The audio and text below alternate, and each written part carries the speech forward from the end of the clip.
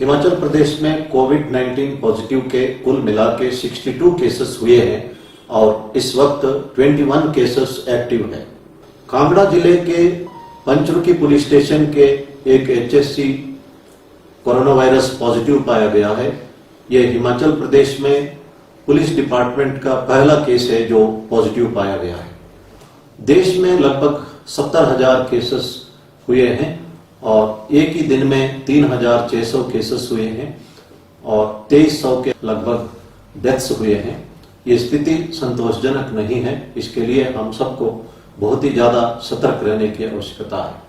हिमाचल प्रदेश में second battle इसीलिए शुरू हुआ कि जो बाहर राज्यों से हिमाचल वासी जो आए थे, ये कैरियर बने थे। इस कारण से अब सरकार ने निर्णय लिया है कि जो रेड डिस्ट्रिक्ट से हिमाचल प्रदेश आएंगे उन्हें कंपल्सरीली इंस्टीट्यूशनल क्वारंटाइन में रखा जाएगा और जो ऑरेंज या ग्रीन डिस्ट्रिक्ट से आते हैं उनका मेडिकल एग्जामिनेशन के उपरांत सिम्टम पाए जाने पर वे इंस्टीट्यूशनल क्वारंटाइन में जाएंगे, अन्यथा उन्हें होम क्वारंटाइन में भेजा जाएगा। आरोग्य सेतु ऐप के बारे में लोगों को आशंका है कि उनका डाटा लीक हो जाएगा। ऐसा कुछ भी नहीं है और 6 महीने के उपरांत आरोग्य सेतु ऐप का डाटा ऑटोमेटिकली डिलीट हो जाएगा। जो एंड्रॉयड फोन या एप्पल फोन में जिन्होंने आरोग्य सेतु ऐप डाउनलोड किए हैं वे अपना सेल्फ असेसमेंट करते रहना चाहिए और आरोग्य सेतु ऐप जब सेफ या लो रिस्क दर्शाता है तभी घर से बाहर निकलना चाहिए। जिनके पास इस तरह का मोबाइल नहीं है वे 104 नंबर पर डायल करके अपना सेल्फ असेसमेंट कर सकते हैं। हार्वर्ड के एक स्टडी में पाया गया कि 70% लोग अगर मास्क पहनते हैं तो 100% हम कोरोना वायरस को रोकने में कामयाब हो सकते हैं। इसलिए मैं उम्मीद करता हूं कि हिमाचल में 70% से अधिक लोग मास्क पहनेंगे तथा मास्क को सही ढंग से पहनेंगे ताकि हम 100% कोरोना वायरस केसेस को हिमाचल प्रदेश में रोक सकेंगे। जब एग्जिट प्लान चलेगा हमें एक्सट्रीम कॉशियस होना जरूरी है और एक्सट्रीम प्रिकॉशन लेने की आवश्यकता है, क्योंकि जर्मनी और साउथ कोरिया ने एग्जिट प्लान के दौरान गलती की थी और दोबारा वहां पे वायरस का वेव हुआ है। इसलिए हमारे देश में जब एग्जिट प्लान होगा हमें सतर्क रहना चाहिए। भारत सरकार के आयुष मंत्रालय के डायरेक्शन के मुताबिक होम्योपैथिक दवाई आर्सेनिक एल्बुम 30 पोटेंशियल हम 3 दिन लेने से रोग निरोधक का काम कर सकता है। इसी तरह शमशम वाटी आयुर्वेदिक दवाई भी रोग निरोधक का काम कर सकता है, लेकिन ये दोनों दवाई लेने के लिए आपको आयुर्वेद डॉक्टर या होम्योपैथी डॉक्टर को कंसल्ट करना अनिवार्य है। हिमाचल प्रदेश में हमने होम क्वारंटाइन का वायलेशंस देख रहे हैं। तमाम जिलों में हमने इस बारे में एफआईआर दर्ज किया है। कुछ एक एक्सट्रीम केसेस को मैं इस वक्त दोहराना चाहता हूं। चंबा जिले में जो व्यक्ति वायरस का पॉजिटिव पाया गया था वो व्यक्ति अपने घर के अंदर अपनी बेटी को संक्रमित किया और बाहर पार्टी मनाते वक्त शराब पी रहा था और जिस कारण 2 और व्यक्ति संक्रमित हुए।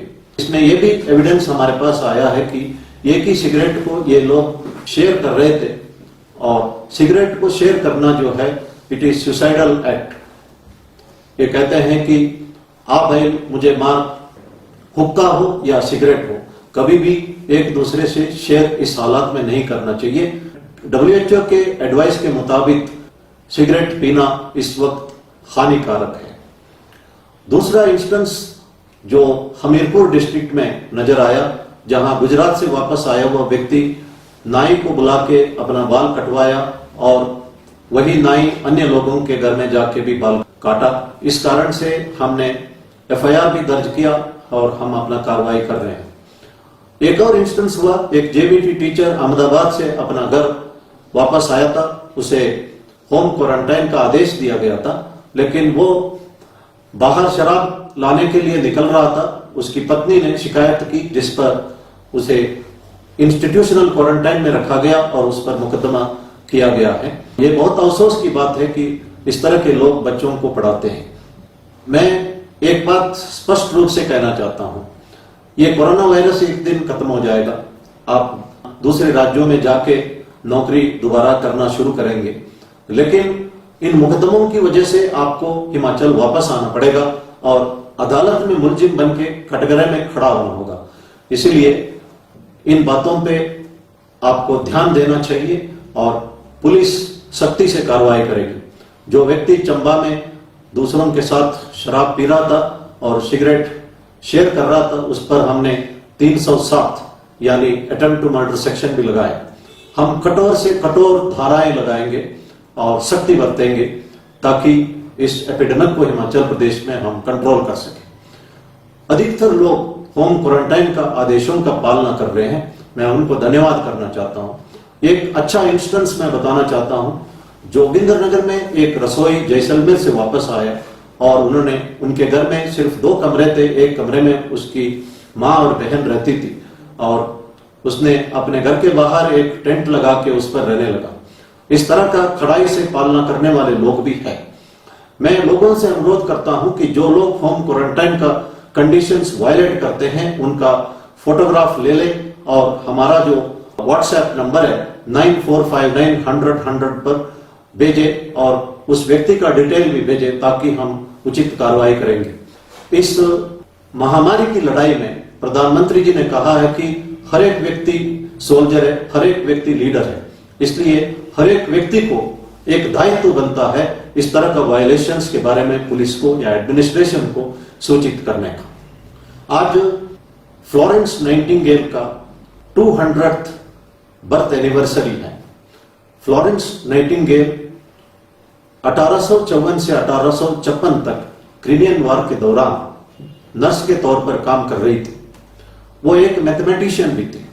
उन्होंने अपना स्टैटिस्टिकल मॉडल से पता लगाया कि कुछ जगह पर, कुछ हॉस्पिटल में डेथ रेट ज्यादा है, कुछ जगह कम है और उन्होंने ये पाया कि इसके लिए लोकल कंडीशंस जिम्मेदार है। और जब उन्होंने हैंड वॉशिंग और साथ में हाइजीनिक कंडीशंस मेंटेन किए, हॉस्पिटल में डेथ रेट 60% से नीचे आके 2.2% आया था और एपिडेमिक को कंट्रोल करने में वो कामयाब रही। उनसे हम सीख सकते हैं कि अगर हम आदेशों का पालना करें तो इस एपिडेमिक को हम कंट्रोल कर सकते हैं। और उसने ये भी देखा है कि जो युद्ध से मरने वालों से ज्यादा एपिडेमिक से लोग मरने लगे अस्पताल में। वो रात भर एक लैंप लेके घूमती थी टेंटों में, हॉस्पिटल में, उसको लेडी विद लैंप्स भी कहा जाता था। इस वक्त हम फ्लोरेंस नाइटिंगेल से बहुत कुछ सीख सकते हैं। एक प्लेजेंट सरप्राइज हमें हुआ है।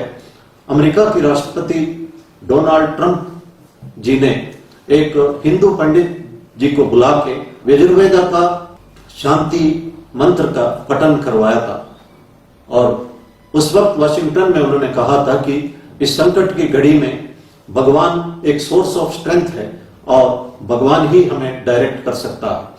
हिमाचल प्रदेश में 95% पॉपुलेशन हिंदूस है और बाकी 5% भी भगवान पर विश्वास करने वाले हैं। तकरीबन तमाम लोग भगवान पर विश्वास करते हैं।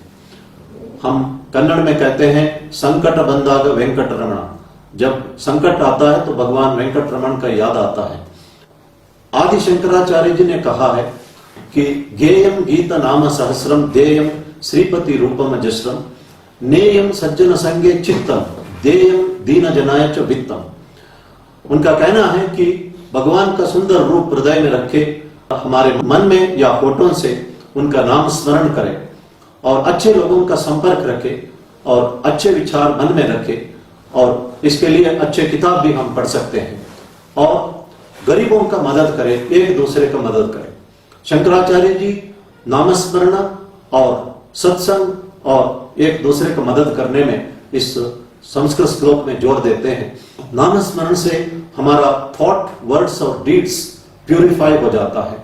भगवत गीता में कहते हैं भगवान कि जो व्यक्ति मृत्यु के आखिरी क्षण में मुझे याद करता है वो मेरे में लीन हो जाता है। इसलिए महात्मा गांधी जी आखिरी क्षण में कहा था कि हे राम राम, और वे भगवान में लीन हुए थे।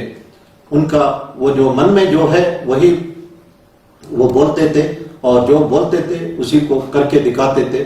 इसलिए वो महात्मा कहा जाते थे। और ये आखिरी क्षण में इतना आसान से संभव नहीं है। जैसे ओलंपिक का एक दाविक को लगातार दौड़ना पड़ता बचपन से ही, उसी तरह लगातार प्रैक्टिस करने से ही आखिरी क्षण में हम भगवान को याद कर सकते हैं। भगवान का नाम में शक्ति है। कहा जाता है कि हनुमान जी का ताकत राम नाम से ही है। भारत रत्न पंडित भीमसेन जोशी जी एक कन्नड़ भजन गाते हैं, नीन्याको निन्ना हंगाको निन्ना नाम वंदिद्दरे साको रंगा। इसका मतलब है कि एक कृष्ण का भक्त भगवान कृष्ण को कहता है कि तुम्हारी क्या जरूरत है, मैं क्यों तुम्हारे लिए एहसानमंद हूं, why should I take obligation from you, मेरे लिए तो तुम्हारा नाम ही काफी है। और इस तरह का कई इंस्टेंसेस भी इस भजन में है जहां पे भगवान का नाम से लोगों ने बेनिफिट पाया है। दुनिया भर में, हिंदुस्तान में भी लाखों लोग हैं जिन्होंने संकट में आखिरी क्षण में भगवान को याद किया और कुछ ना कुछ मिराकल उनके जिंदगी में हुआ है। इसीलिए भगवान को कहते हैं आपद बांधव। जब कोई नहीं है तो भगवान हमारी रक्षा करते हैं। हमारा स्ट्रेस, हमारा एंजाइटी और हमारा फियर जो है नामस्मरण से गायब हो सकता है। नामस्मरण एक पेन किलर का काम करता है, तो हम आराम से कष्ट को झेल सकते हैं। इसलिए महर्षि वेदव्यास जी ने कहा है कि कलयुग के लोग फॉर्चुनेट है क्योंकि नामस्मरण से ही वो सब कुछ पा सकते हैं। नामस्मरण जो है भगवान को समन करने का बराबर है। तो अगर हम लगातार उस भगवान को समन करते हैं, हम कभी गलत नहीं कर सकते हैं, हमेशा अच्छा काम ही करते रहेंगे। हिमाचल प्रदेश में हमारा सेकंड बैटल शुरू हुआ है। मैंने कहा था कि फेल्यूर इज नॉट फेटल। हमारे साथ भगवान है and we have the courage to fight and win this battle. धन्यवाद। जय हिंद।